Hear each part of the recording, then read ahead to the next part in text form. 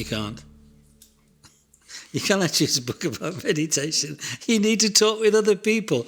Now, okay, so say you're stuck in I don't know, like some Buddha-forsaken place, somewhere far off, for meeting any other Buddhist men and women who could just give you a little bit of help. So yes, you're going to read a book. You're going to get something from the library or order a book and something.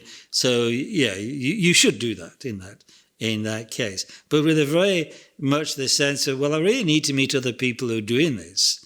And it'd be great if I could meet really accomplished people. But if I can't even meet really accomplished people, somebody who's been doing it a bit longer and is a reasonable kind of human being, they can give me some guidance and some tips. But before you meet them, then maybe you're going to have to read a book.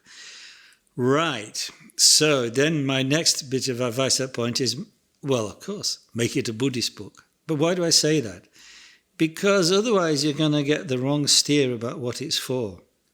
In the sense of, because for us, meditation is part of traveling the path, a very important part of traveling the path, in a way of unraveling our kind of ingrained delusions and misperceptions. We really need the clarity and the precision that the tool of meditation brings.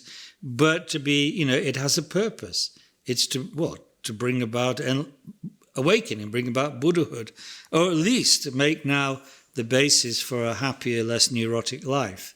So it's almost like the meditation must be in the right context, pointing in the right direction. So I would say, otherwise you might think meditation as like a band-aid until, this particular heartbreak is broken and you get back on the kind of the prowl for the next nice woman or nice man or whatever it is, or a tool to make you a better precision bomber or whatever it is. Something, kind of that either is utterly useless morally or pernicious morally, because focusing the mind can help you with those, to execute negative things, to execute bad policies, bad behavior. So you need to have meditation from the get-go put into a moral and spiritual context. And that's of course what Dharma is. So try to, if you have to read a book, try to find something that is Buddhist. I'm not going to particularly advise any one particular Buddhist tradition, because at the level of beginners, they're all pretty similar. So it doesn't really matter. But steer it in us. But what I'm saying, try to steer away from the bare mindfulness stuff or the Buddhism as kind of therapy stuff.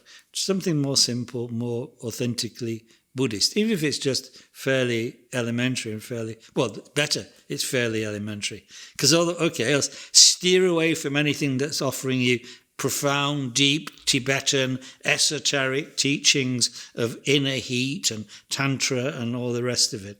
You just need to make friends with your mind and its kind of unruliness to begin with, but in this context of it being a step on the path of moral reformation and spiritual development. So something very simple, but Buddhist.